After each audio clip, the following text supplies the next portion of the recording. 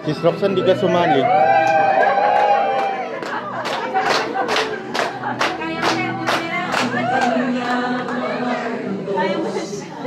Dapat na sundin upang buhay walang hanggan ay ating mahalin.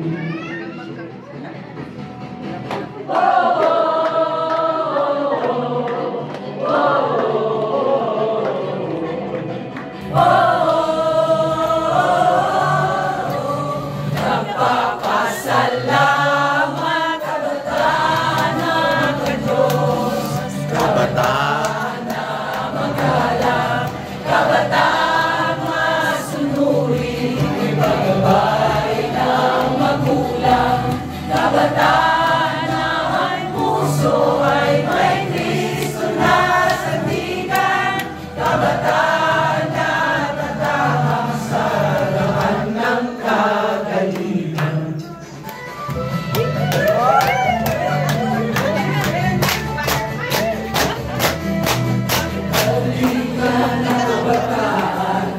Sama-sama na'y kahapin sa landas ng katuwiran, buhay aking bubuhin.